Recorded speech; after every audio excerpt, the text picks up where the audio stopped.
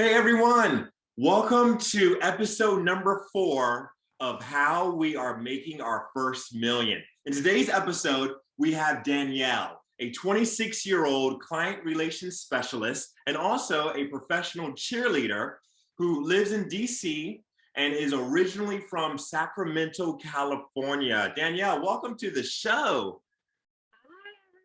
Hi, everyone. Hello. Hey, so grateful to have you on the show. I'm really excited, really excited. Let's jump right in. So Danielle, first question is this. What is your dream career? And when I say dream career, what I mean is like what's at the intersection of what what you enjoy, what you're good at, and what you would be paid for. Yes. Well, something that I've always wanted to do, which is why I went to a business school, is to own my own business of some sort. So for me, that just looks like really being my own boss, for one, doing something that I'm passionate about but will make a difference in the world, and just something very entrepreneurial. Yes, love that, love that. Now I know that like in today's world, right, there's so many different options, right? Is there anything in particular? And I know that the key is just to kind of taste many different things, right? To taste many different things, to see what really resonates with your soul, But so far in your journey of life, have you noticed maybe certain areas, industries, subjects that you tend to resonate more with you than others? That's a great question. Well, because I'm very entrepreneurial, I struggle all the time with like, what industry specifically do I want to go into? Or, I have all of these ideas, but they're all over the place. Like one idea will help with marketing, one idea will help a dancer. So I have a few, but something that really comes to mind for me and that I'm really passionate about is hospitality. Mm, I love hosting. I love creating events. I used to work at Stanford in event management. mm. So I guess something that comes to mind that I do have a lot of ideas for, and I think I would be really passionate about, that would also meet me being a businesswoman, would be some sort of like managing Airbnbs and vacation rentals or an event planning company. Yeah. Those are two that really stick with me, and I have a lot of passion for them.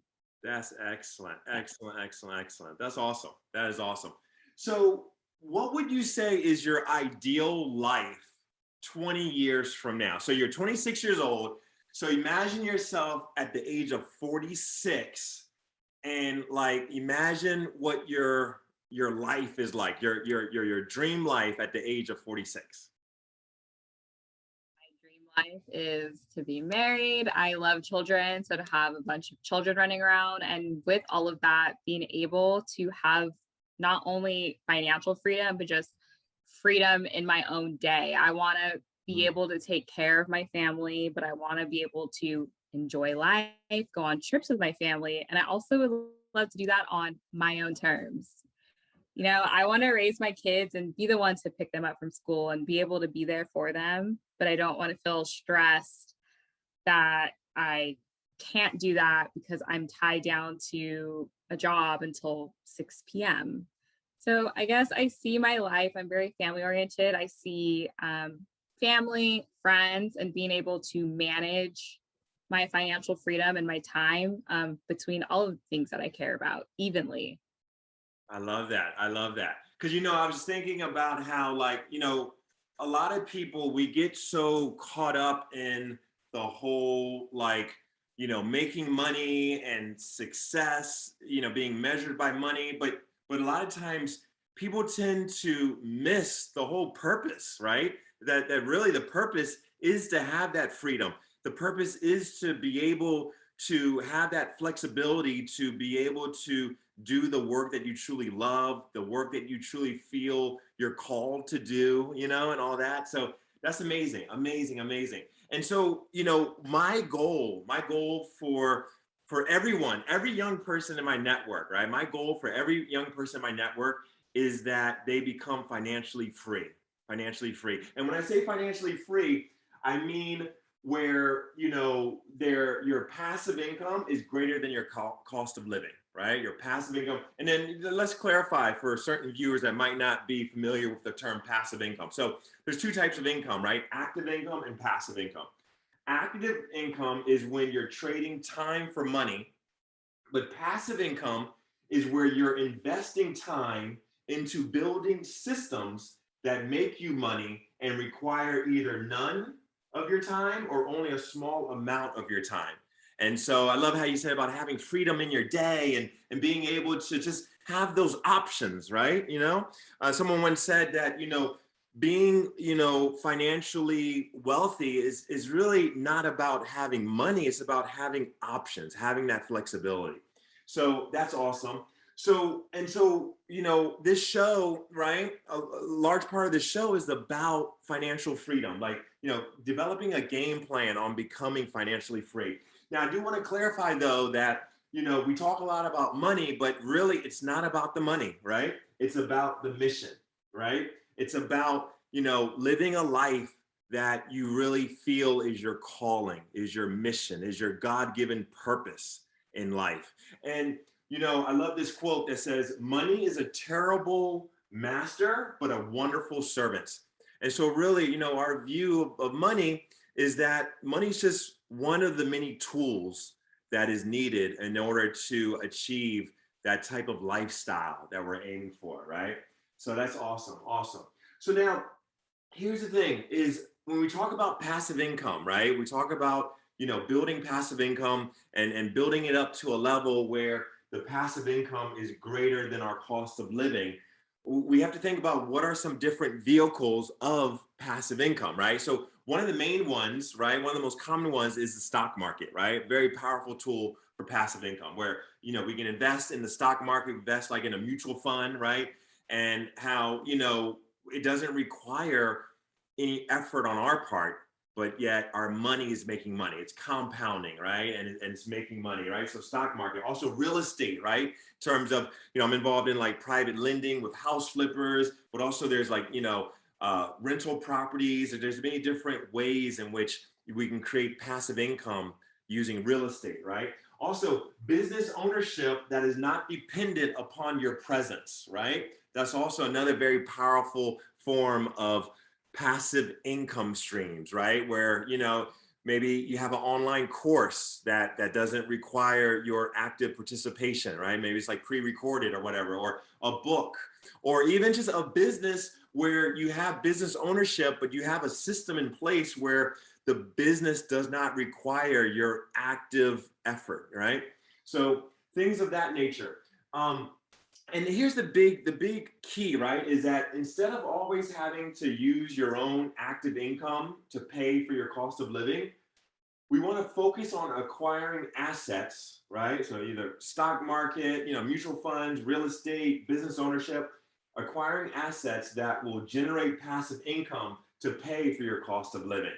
So, and it all comes down to a blueprint, right? A blueprint. And then so the big part of this show is about looking at these real life case studies and really being able to examine what are these financial concepts that are present in the lives of these guests, right? Now, before we dive into, the financial pieces, I do want to make it clear that, comparisons can be super healthy or super toxic, right? Depends on how they're used, right? Like comparisons with the intention of judging ourselves or judging others, that's very unhealthy, very toxic. But comparisons with the intention of learning and being inspired and gaining insights, that is so very healthy, so very invigorating, right? So very educational and inspirational. So, thinking about like a financial blueprint, and this is great. You're 26 years old, right? So, you are, as we were talking earlier, it's been a couple of years since you graduated from college, but yet you're still very early in your career journey, right? And so it's a very, very powerful thing to have this conversation about financial blueprint, right? So I think one of the big things about financial blueprint is the emergency fund, right? Every person needs to have an emergency fund, right? And I mean, depending on your, job situation, it should be anywhere between 3 to 6 months of your living expenses, right? To have it saved, have that cash accessible, right? Because emergencies will happen. Another name for it is the rainy day fund, right? Because it's going to rain. And so, and one of the things, that became very clear during the pandemic, right, is that it's so important to have, reserves, to have an emergency fund, because you never know, what emergencies will come up, what shutdowns will come into place at certain times and stuff. So in terms of like, managing finances, right? Has that been like a focus of yours growing up in the past, about like having are you like intentional about setting aside a certain um emergency fund that will cover you for a certain number of months? This is coming from someone who did not care about saving money like 3 years ago. And now I'm all about saving money. I think it has to do with a lot of things. Like, I feel like I grew up a little bit, so it made me smarter with my money. The older that I got, the more that I realized like time is not on your side. So if you want to start your own business or you want to do something, you want to create passive income, like you have to get out there, you have to get started. So for me, all of those things kind of combined into me wanting to save money. For example, like when the pandemic hit, it was definitely beneficial that I had started saving money. So being in certain situations also helped me realize real life and reminded me how important it is to save. My goal when I save now, of course, my goal when I started saving was to have that wiggle room, to have that rainy day fund. And now I am so obsessed with saving. I don't have a particular purpose. I don't have like, I want to make sure I have 6 months worth of rent. I just love the idea of saving. I love the idea of having that extra income. I'm someone that loves to travel. So I love the idea that when I see a great travel deal, I can just book it. Like saving money goes so much farther, I feel like, than what people think about as having backup money. Right. Good point. Like Good point. there could just be a situation that comes up. Like, I mean, I guess this is considered like emergency fund you'd have to tap into, but something can come up where I moved to the East Coast. If something happens, I have to take whatever flight I can get to get back home to the West Coast. And I guess someone consider that an emergency, but I think when people think of savings, they're thinking more of like overnight I lost my job and now I can't pay rent. And I think of many circumstances. So saving to me is just I want to have the money to do what I need to do and not feel scared that if something happens, I can't take care of it. Yes, good point. Good point. I think one of the reasons why a lot of people struggle with savings is because of their cost of living being so high, right? And I'm aware of like situations where, people graduate from college and they get their first big time job, and it's like they automatically want to live that high lifestyle automatically, right? Not realizing that, hey, look, if you could just continue on, thinking and like living as though you were a broke college student, then it's like you could save a lot of that money. And then later on, what I'm saying, you can increase your lifestyle gradually. But it seems like a lot of people, they graduate from school, they get the big time job, and they just feel like, wow, now they have all this money, but then they increase their cost of living so high, and that there's no room for saving. And then also, a big thing, right, in our culture is the student loans, right? A lot of people have student loans that start to kick in, right, where they start to need to pay student loans. In your situation, when you went through school and everything, when you graduated, did you deal with student loans at all? I deal with student loans, and I think a lot of what you just said, even including student loans, goes back to understanding finances, which a lot of us don't learn until we start to come into money. Even if it's not a lot, like someone graduating college, that's probably the most amount of money they've ever touched in their lives, or at one time. Like maybe you have seen that much money, but you weren't getting paid that much in 1 week. And I know that's what happened to me. I felt like so I took this course my senior year called personal finance because you had to take it by the time you graduated. Most people take it freshman year because it's an easy class to take. You kind of don't know like what you want to take or do. And personal finance is like an easy thing to get out of your way freshman year at my college. But I knew what I wanted to do. So I just jumped right into the courses that I knew were going to benefit me. And I'm happy that I waited to take personal finance senior year, although it wasn't intentional. And now I tell everyone, which a lot of people don't even have courses or someone teaching them any of those things. So to me, it's a combination of not even, I think that does happen a lot where like your cost of living or raising your cost of living because you've come into money definitely happens. But I also think like lack of understanding. A lot of people, like when I graduated college, I had no clue what actually was considered good pay in the US or not. That goes back to personal finance, lack of understanding. You don't know, you don't realize how much you're making and how much the apartment you're looking for should then cost.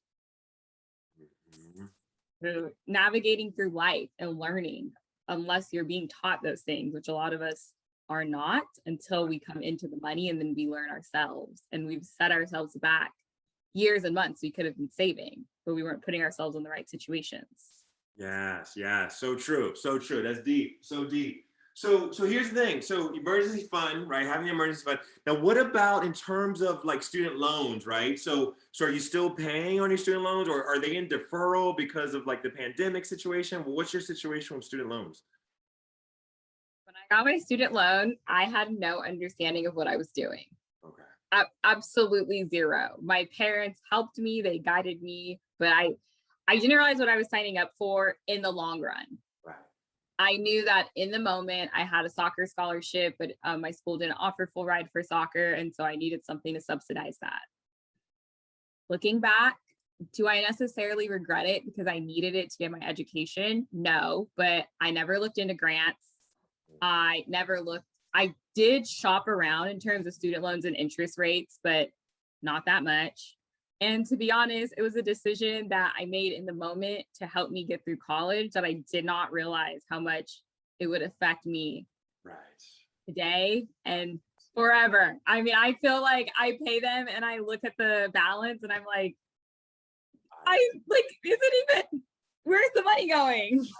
I got you. Well, what's the interest rate on the student loan? You know? I don't even know. No, okay. I haven't looked at that in a long time. I have automatic payment, and student loans is one of those payments like I feel like no one enjoys paying a month, and I'm like, just take it. Like I really don't fully know what's going on anymore. It's just automatic payment, take it. Automatic. Right. Takes the emotion out of it. Just like, just pay it. Yeah. I got you. I probably should log on and like check out my interest rate or something these days. Well, I mean, a good thing is probably really low. I mean, do you think it was a state? Do you remember if it was a state student loan or like private? So the one I ended up getting was private. Don't even recall why. And so, that goes back to your question. Was it deferred during the pandemic? Yeah. No, it wasn't. Private ones weren't deferred, which was, not the best situation. Right. Especially for your transition, right? So there was a little time during your transition of jobs. How long was that transition? Or was it pretty much you were able to hop into the new job pretty immediately? It was pretty awful. I actually, I was still living in California, and I was working at Stanford, and I worked in event management for their athletic department. So naturally, events and entertainment, athletics, first things to go without a doubt during the pandemic. So I lost my job overnight. I didn't lose it, but it was on hold, and there was no way to try to work. Like we work in events and athletics. We cannot do that. So I decided I was going to move to DC, and I tried to get a job for a year. Wow. And I was actively applying for jobs. I remember one night where my aunt came in the room and just took the computer from me because she was like, this is actually unhealthy to sit here all day and like apply for jobs and like see if you've heard back. Right. So And during that time, that year or whatever, during that time, I guess you had family support that was kind of carrying you through in terms of your expenses and stuff. Well, it was funny. The timing was perfect. I mean, what happened, I don't think was like idea for anyone, but the timing per se was that my lease in the Bay Area was ending in like a month after the pandemic hit. So the adult smart side of me decided to go back home to Sacramento, although I really didn't want to do that. Like I was very determined to find another apartment. I had been in the Bay for 7 or 8 years at that point, because I went to college and stayed after.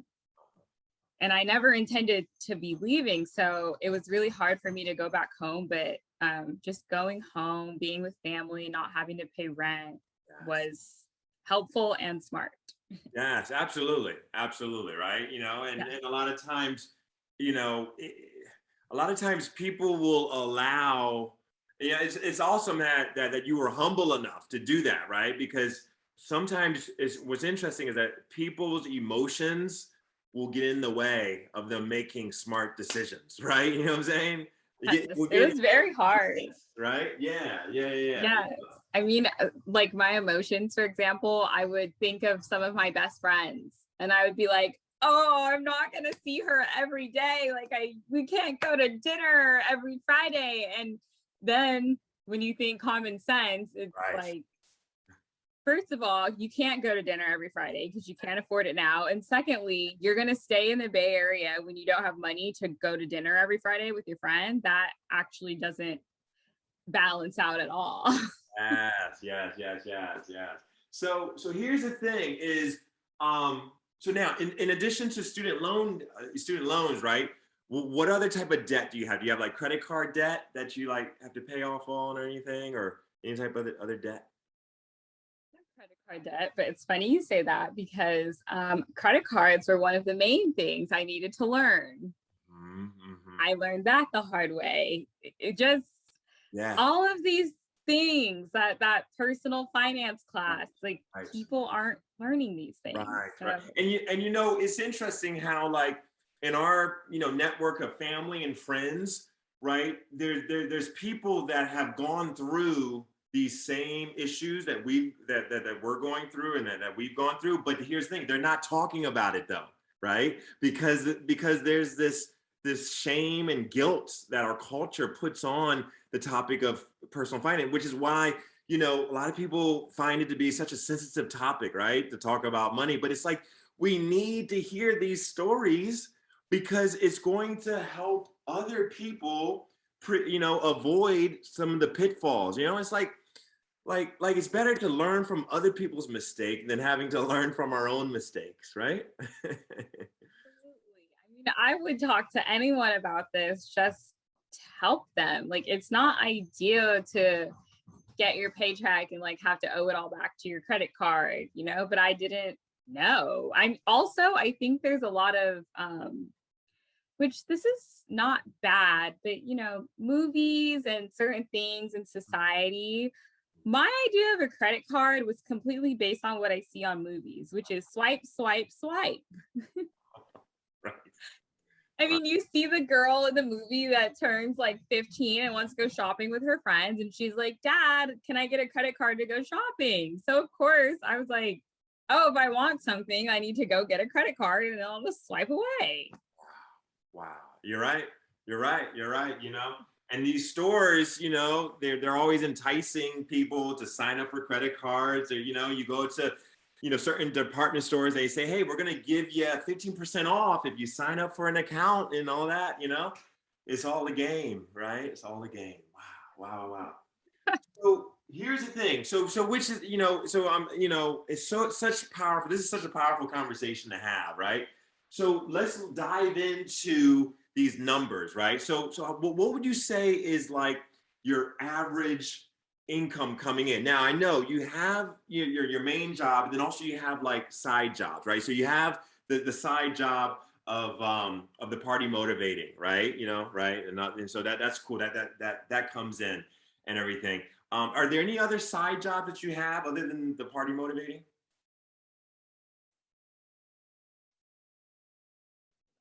Uh-oh, wait, I can't hear you. I can't hear you. Wait a minute. The audio went out. Okay, yeah, I can hear you now. Okay. Oh, Okay, okay, okay, okay. in total, I have 4 jobs. 4 jobs. Wow. All right, so I what is don't, on paper, you deem them jobs. I don't, like dancing for me, right? I forget it's a job, but I get paid for it. That's So when I tell that to people, they're like, "What?" And I'm like, "Well, loosely." right. So you got the party motivating job, you got the client relations job, I guess, or right? Your main job. Okay. I help with facilitating an Airbnb property because You that's a business I want to get into. Oh, that's awesome. You help. Wow, that's excellent. I'd love to talk more with you about that, So that's awesome. So a property, is it like a property management company that kind of hires you, or how does that work? I work for a hospitality, they're considered their own hospitality LLC. Okay. So they have a bunch of properties around the Capitol Hill area and I help them out. That's excellent. All right. So that's the Airbnb. And so the party motivating job, of course, is very flexible, where you can pick and choose, which events you want to work, which mitzvah parties you want to work, and what like dance gigs you want to work. The Airbnb job, is that also very flexible, or is it, it kind of works around your schedule in a way? Yeah.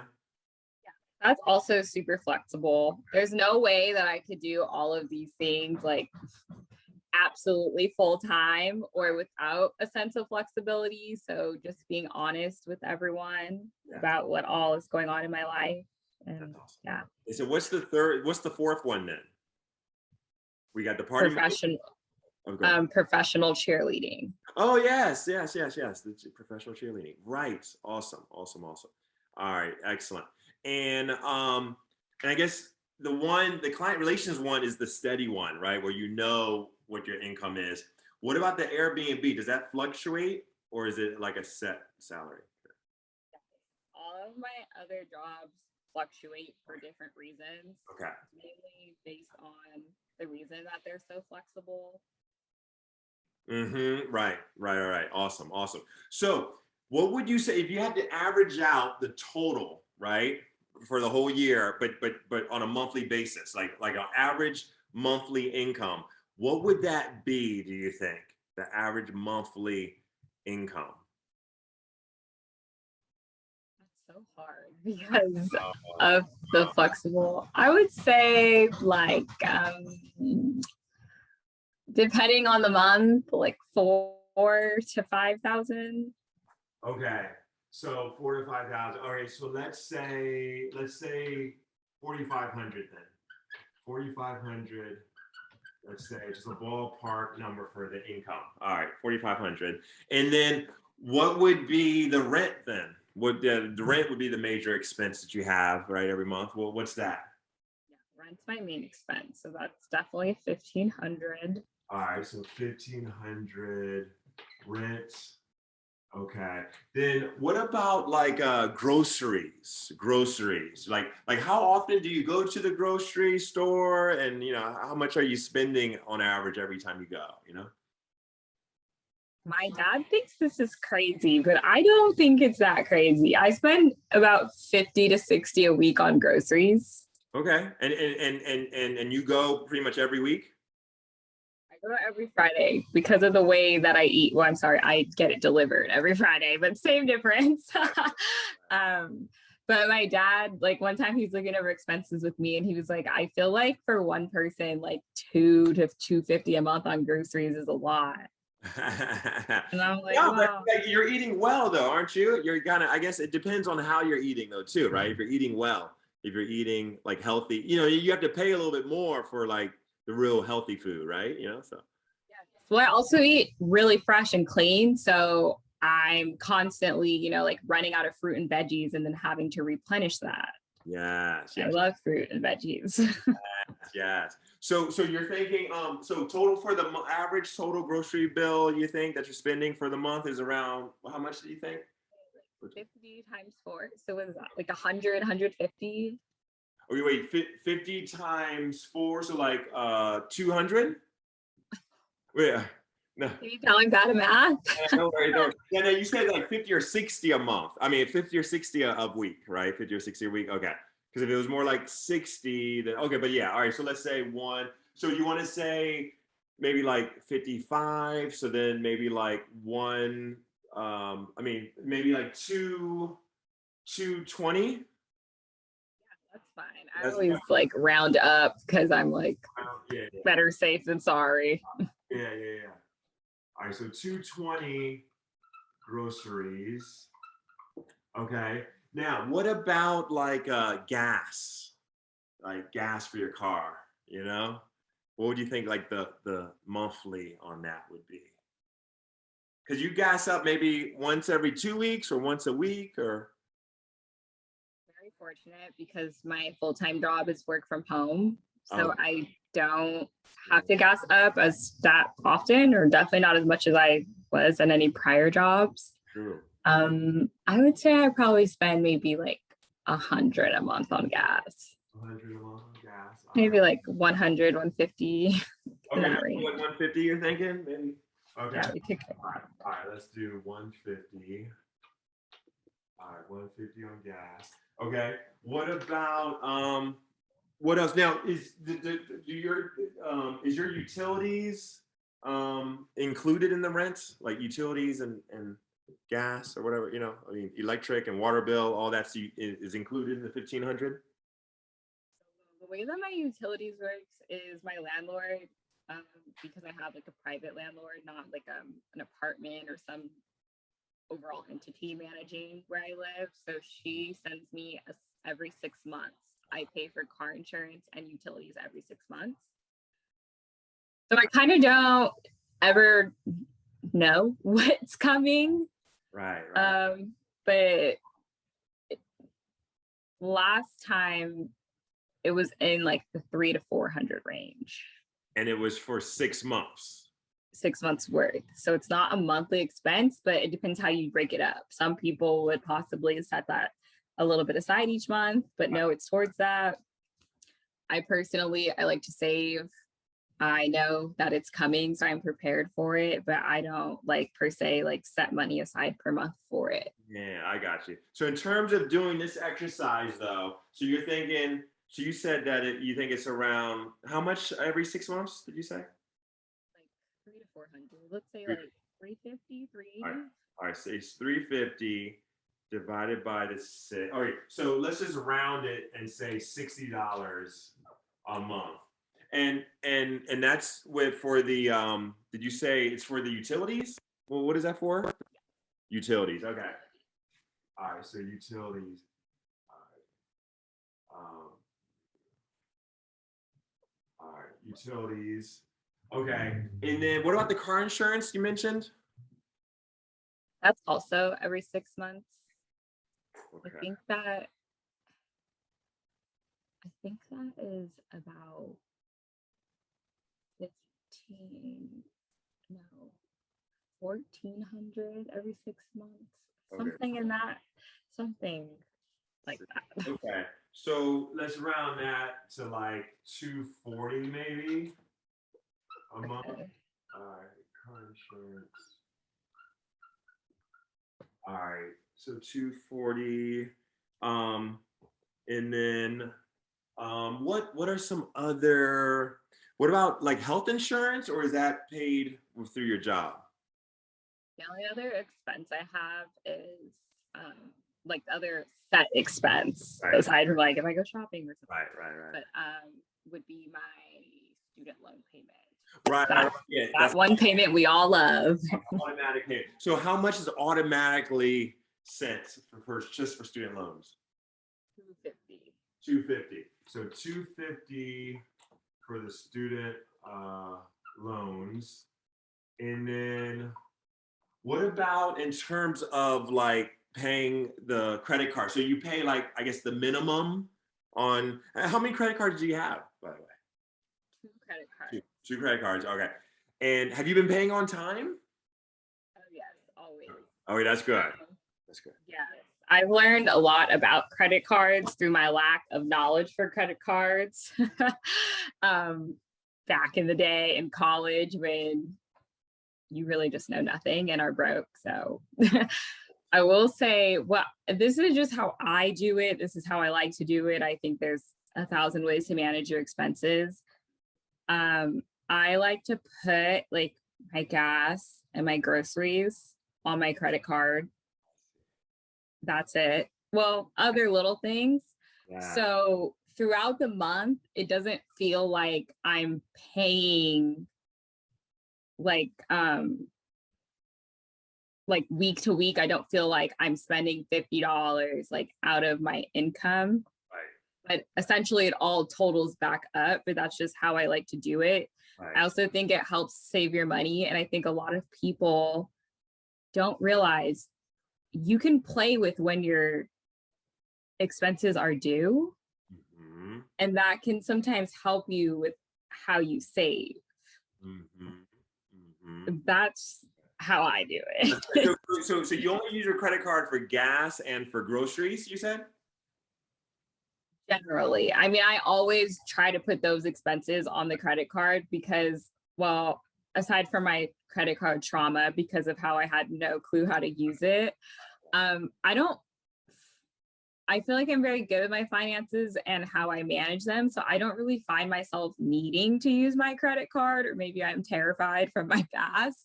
Mm-hmm. So I know that you do need to use it. Right, for your credit score, build your credit. Right. That's good. That's great. So for me, I know that I'm going to need gas. I know that I'm going to need food. Those are basic functions to live. And so those are things that are easy to just put on that and keep track of what I'm doing with it and take care of it later. Yes. Very good. Because you definitely don't want to gas and groceries are just basic necessities, right? The way that people get in trouble is when they go shopping with a credit card, right? Because you tend to overspend when you don't have that emotional reaction of paying with cash, you know what I'm saying? And everything, but yeah, so that's good that you are using your credit cards in a very responsible way, so that's good. So, okay, so gas and groceries go on your credit card. But in terms of like paying off the old credit card debt though, right? How much a month is going towards that? I know it's kind of mixed in with like the new charges of the gas and groceries that's on your credit card, but how much do you think you're like paying off of the old debt, I guess you could say? I'd say like 250. I mean, I definitely always pay the minimum, but I kind of like to, pay it down. Right. Don't go over your utilization rate, Yeah, but also don't feel like huge. a lot. Yeah, because huge. The two main things that will impact your credit score is the payment history, right? So you got to pay on time, and also your credit utilization. So yeah, you definitely want to make sure that you're only using a small percentage of your total available credit, And by the way, so every once in a while, you can call the credit card company and ask for an increase in your limit, right? Because that way it helps your credit utilization, right? If you have a more elevated limit, just make sure that, having that elevated limit doesn't inspire you to just, automatically raise your cost of living or whatever, right? No, I actually recently did that and was granted a raise, so that was nice. But that's one reason that I like when my friends ask me, because a lot of my friends do say that they feel that I'm pretty financially responsible compared to a lot of them, they feel like, and I still enjoy and live life. Like I love traveling. So you see me places and people are like, how are you doing this? And I'm like, it's all about managing things the right way and saving, because then you can go and like you're not concerned if you can pay your rent. It doesn't have to be an either or situation. Yes. But putting those things on your credit card forces you to not just use your credit card on anything. Because Right. if I'm trying to keep my utilization rate low and I Right. already have like groceries and stuff on it, I can't just go buy that $500 handbag that I really don't need. Or I Exactly. have to be smart. Like you have to wait till next payday for that because you Yeah. have no reason to buy that right now. Yes, absolutely. That's awesome. Awesome. What about cell phone bill? What's your cell phone on average? My mom's plan. Oh, family plan. Okay, gotcha. So you got a family plan. What about eating out, right? So what will average your eating out that you do? What would that be? That's a hard one because I love eating out, but I don't do it a lot. And I don't not do it a lot because of finances. I know a lot of people try to limit eating out because they feel like they're spending a lot of money. I love cooking. I meal prep. Mm-hmm. I buy groceries every week, so it makes it really easy to eat at home. But if I want to eat out or like I am craving something, I do it. Yeah. Like every once Now, in a while, what you do, Chipotle every once in a while, or Subway, or Kava. Like, what's your favorite, eating out place? the reason I say it's hard is because sometimes I'll really be craving like steak. So I go to a steakhouse. But oftentimes I will be craving something like Kava or Chipotle, like something that's not super expensive.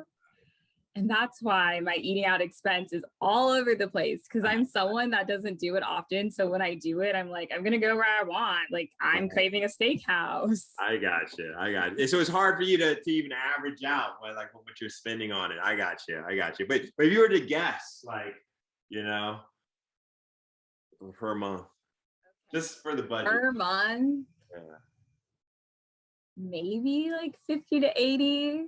Yeah, okay. Maybe. Yeah. I love Uber Eats and they keep sending me coupons, so that's not helpful. Right. All right, let's say eating out. Okay, so what other expense do you have, like any type of like membership to anything, like a gym membership or anything, or any type of membership? No, that you have to pay? No, okay. Any type of subscription services, like or what about internet stuff? Or is that That's included in what my 6 month utility I got you. thing. Internet utilities, okay. All I right. do pay $10 a month for Spotify and like $14 a month for Amazon. Okay. So Spotify. And then how much for Amazon? 14. 14 for And Amazon. then that's really it. I'm very fortunate that I'm on like Netflix and all of those things are like my Yeah. dad. All right. Yeah. What about like any type of like gifts sometimes, I guess. Sometimes you may be doing gifts or even giving to certain, maybe to a church or to a charity or even just to a friend or birthday party gifts or anything. Well, what should, I know that it's not every month, but if you average that out, what would that be?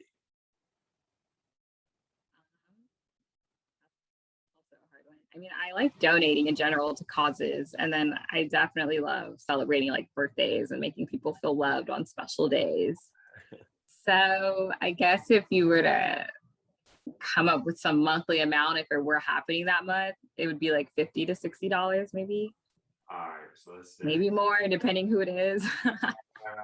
the 60 for giving. What about so you said about like entertainment, you're not really going to concerts and stuff, you know what I'm saying? You're not really spending. What about like travels? And now of course you're not traveling every month, but when you do travel, so if you kind of average out the travel, what would be the monthly for travel, do you think?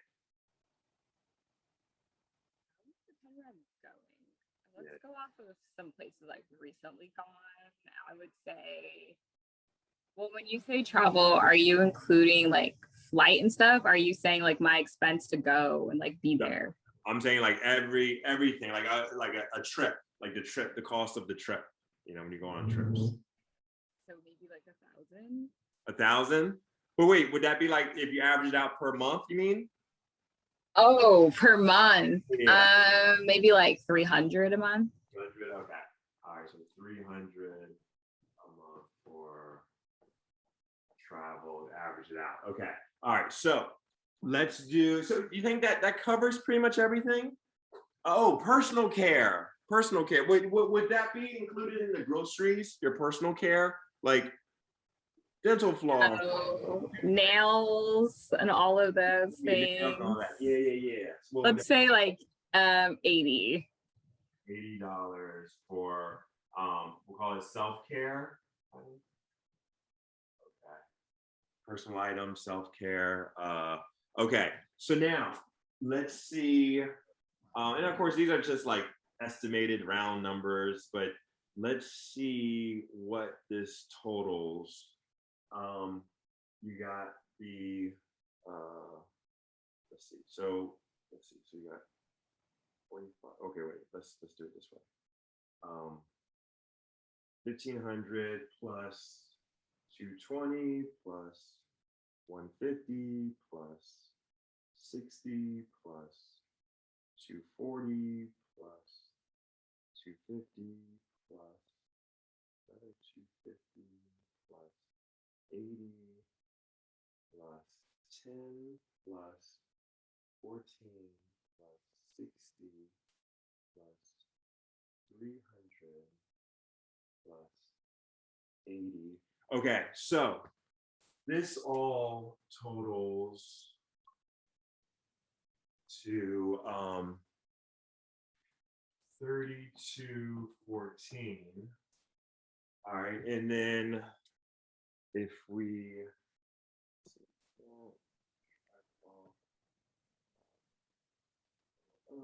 so then just based on this budget, the amount of excess would be 1286. All right, so does it feel like you have an excess of over $1,000 every month? Sometimes it's the little things that can kind of, eat away. Absolutely. I would say it doesn't feel like it, no. I got you. Okay. So here's the thing. The key is, so this is an awesome exercise, but the key will be to track your expenses, right? Just and tracking not from a standpoint of trying to contain yourself or try to limit yourself, but just for awareness, just to be able to track your expenses, see is that grocery bill, does it normally come out to be 220? You know what I'm saying? Stuff like that.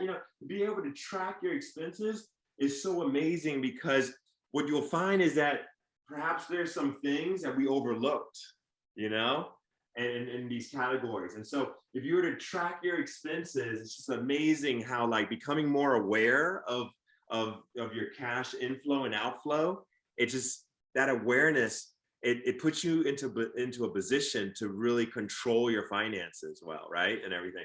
And also too, to just have just that awareness, just so that you're able to even forecast things and stuff like that, but that's awesome. So now here's the thing is, in terms of saving for different things. So you said that you're for traveling, right? You kind of, you're saving up so you can travel, you have that freedom. And you're saying that naturally you just kind of, keep your cost of living low so that you do have that excess, right? So that you do have those reserves and stuff, so that's awesome. So what is your what's your vision in terms of home ownership? Will it be, I guess, after you kind of get cleared regarding the debts and stuff, right? Do you see yourself buying a home? Yeah. That's at the top of my list. Okay, awesome. And then, now, when you say top of your list, I mean, is it something that you're thinking, have you even thought about a time frame? Do you think of approximately when you think you're gonna want to get into home ownership?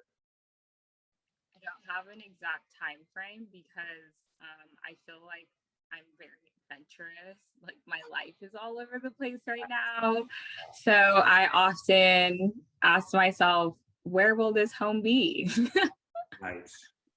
Right. Which is so descriptive of me because my friends always ask me that. And that is not people's, usually when someone's buying a home, their first question to someone isn't like, what state are you going to live in?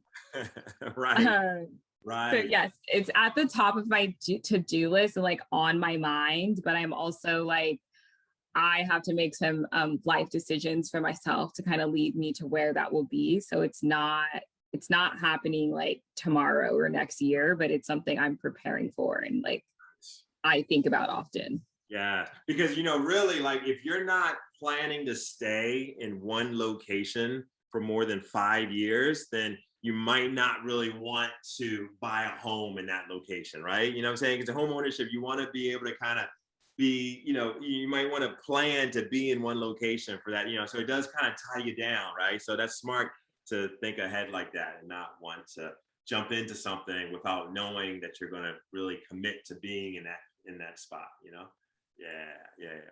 That's awesome. And so, like home ownership, I mean, the down payment is a big issue, a big factor, right? You know what I'm saying? So that's great. You're keeping your costs low, you're saving, that's excellent.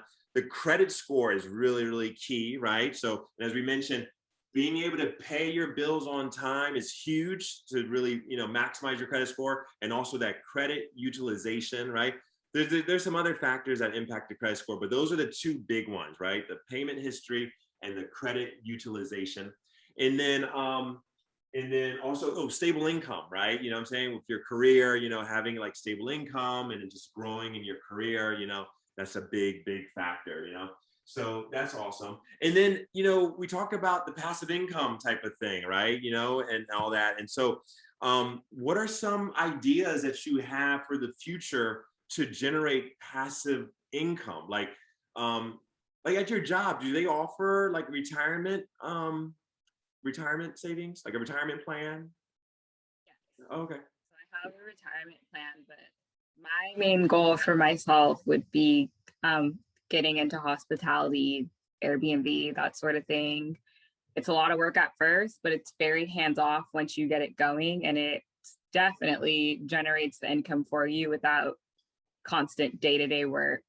Yes. Another thing I always think about is getting into coaching, but not getting into coaching in the sense of a day to day, having to show up, and teach and train, but kind of what you were saying earlier, like creating a program or an outlet for girls that, not just girls, but for anyone who aspires to get into pro dance, get into pro cheerleading. There's so many moving parts aside from dance that go into the role and go into being a qualified candidate. And I would love to focus on those things. I That's don't think there's a lot of people teaching those things or a saturated market for that. And mhm. I think that naturally, when you think of professional dancing, you think of the dancing, which I think is, of course, so important. But Mhm. if I could just coach like dancers to be well rounded, and to show up and be like the total package at auditions Mm. and make other people's dreams come true. Like for me, this is a dream come true and it's an amazing experience. So if I could help anyone who even has the thought of doing it make it a reality, I feel like that would make me happier than even doing it myself. I love watching people's like dreams come true. Yeah. No, so how would it be set up so that it can generate passive income though? Like you said, setting up like a program, a system, right? Where it doesn't always require your presence. So do you mean like setting up a program where you would have like instructors that would also be a part of it? And then that way you kind of, since you own the company, you still would be generating passive income even as other people are actively working it. Is that what it is? Yeah. So I have two ideas. One idea is the instructor method, that path. And then my other idea is more of per se like a follow along or like a course. Mm, I okay. go back and forth with that because I'm a very hands-on learner and a very hands-on teacher. Uh-huh. So I don't know if I would love that idea.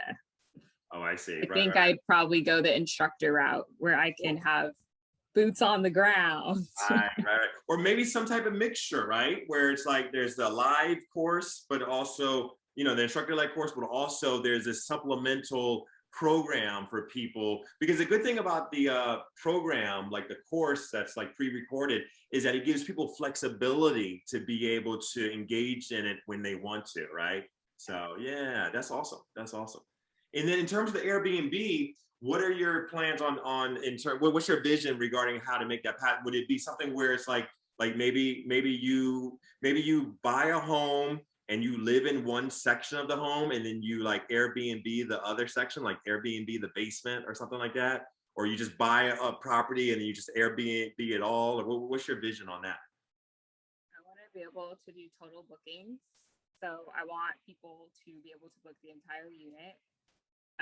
And then I have some visions for in terms of decor and just certain themes that can really make it attractive and fun and will bring people in. And some of the ideas that I have are not very popular on the market right now. So I definitely think I have a niche. I'm not just trying to create an Airbnb, I'm trying to create an experience and a 5-star experience. And I want you to stay at my place, not a hotel, because you can get everything you can get at a hotel and more if you stay with me. So, Yes, awesome, awesome. So, but then how would the passive income come in? Would it be where you own the property, or you know what I'm saying? Or well, once you set up Airbnbs, like you don't necessarily have to be the one managing it. oh, You can also um, be the one overseeing it. And you can also set up a lot of systems in place where yes, um, I hire someone, but I've already set up like what we're sending when they book, and you're just the one sending it out. Or perfect. even technology so advanced, like Right. you can set things up to where once you have it all set up, it'll just go out for you. Like at 3 p.m., it'll message the guest this, that. Yes. Okay. And even like with the locks being like a keypad lock, where so someone doesn't need to actually be there, and also having like certain cameras in place, I guess outside of the place, so you can kind of monitor, activity and all that. Wow. Okay. Yeah. Awesome. I would consider that one like passive, but not 100%, but it's very low Minimum. maintenance, low time for you. So essentially passive. It is because actually the official definition is either, it requires either none of your time or only a small amount of your time, right? It's still passive income, right? So that's excellent, excellent, excellent. And then eventually you do want to get into like investing like the stock market. I mean, I know you do your 401k, but maybe even doing something even more of like in the stock market because of that compound interest and the, stocks and like mutual funds and stuff, which is something to look into, something to research, and all that, right? So yeah, that's awesome, awesome, awesome. So now, question for you as we end then. Man, amazing how time flies. Time just flew by. So final questions is the feedback, right? So tell me this, how was this session useful to you? How was it useful to you? Well, I actually do track my expenses, Mhm. but not quite like this. Sometimes I don't want to see numbers. Like I know the reality, but I don't want to look at it. So I don't just like go loose. I know my expenses and like, but writing them down and looking at them again, the truth is that was really helpful and a good reminder to me. And it's also making me see like I really don't see anything that I'm being too bad with. Yes. Yeah. So like a self-evaluation of like, okay, like I don't see anything that I'm like, you just need to cut that out or you're just spending way too much on that. Right. That's good. That's good. Awesome. Awesome. Awesome. And then what did you like about like the whole style and format of this session? Like that is just Uh-oh. Wait a minute. definitely I think the audio went out a little bit. Okay, wait. Try again. No, no, I can't really hear you. Oh no. Now? Oh, now I can hear you. Yeah, yeah, yeah, yeah. Okay. Okay. All right. Well, I like how it's a safe space and it's just a easygoing conversation. So it's comfortable to talk about these things. I think we need to talk about these things. And I think that it's set up in a way where you want to talk about it and you feel comfortable to talk about it. Yes, awesome, awesome. And now the last question I have for you is this, and this is perhaps the most important one, right?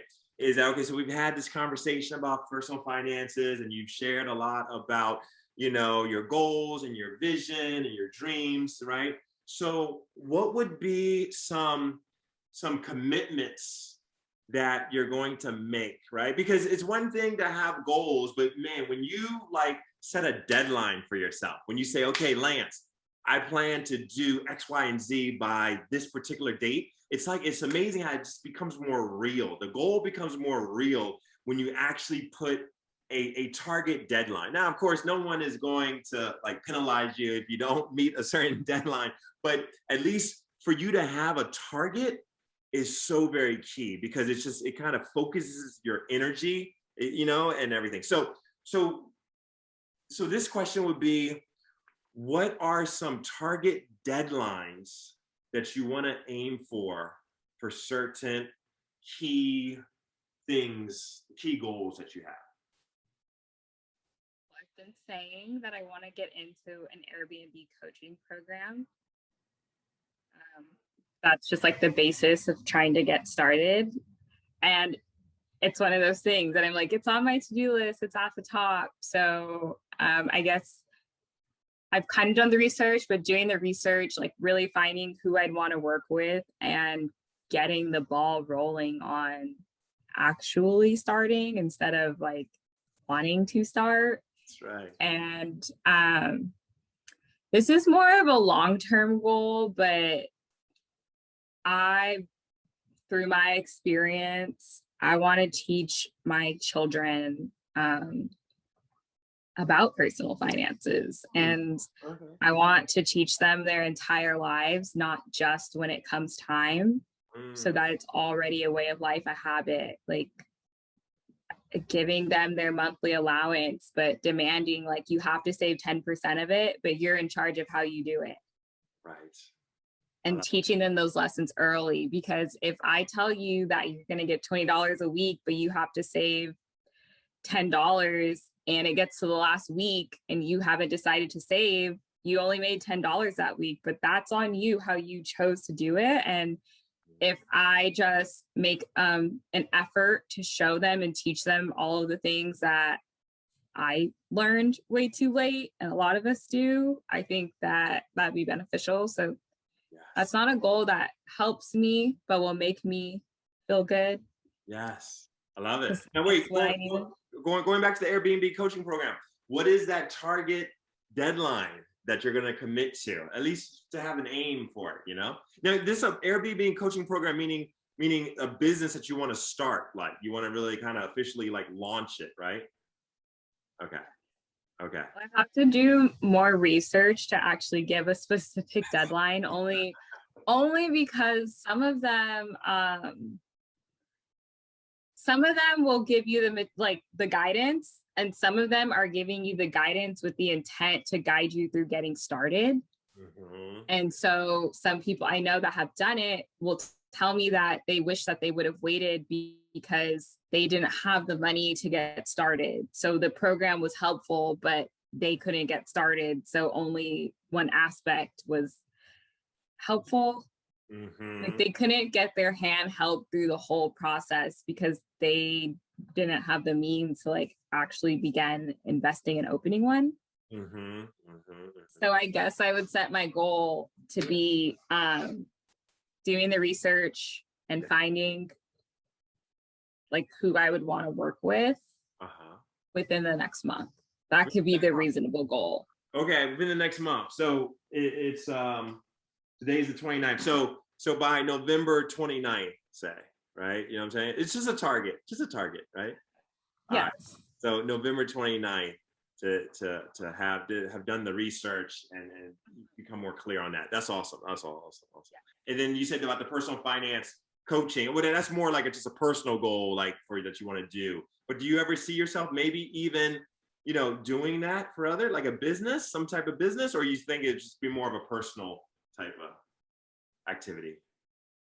I think I'm passionate about sharing my journey and helping anyone to not go through what I went through. But I, as of now, I will never say never, but I have a lot going on. I have a lot of passions, and I can, some of my passions, I know they're going to be my passions for life. Like I can't dance forever, but I will want to help someone else dance. And I just wouldn't see room for that Right, on right, my right. plate, but I will never say never.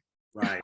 Awesome, awesome. And then the third one, the third business goal, right, that you mentioned was about the dancing business, right? Like the dance coaching business.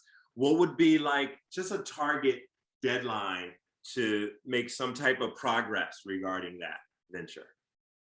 Well, I always said that I never wanted to get into that until I was done dancing. So that Oh, is definitely a far off goal because I can't even answer. I see. I haven't reached some of my dance dreams and goals in my life.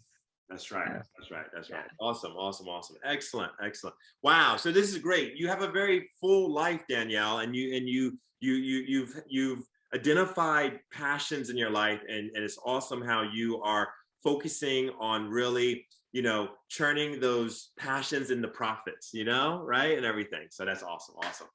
Thank you so much for being on the show, Danielle. We want to make sure that we bring you back in a couple of months to have like an update session, And so awesome, awesome time, great insights. And thank you again for being on the show. Thank you for having me. Great conversation.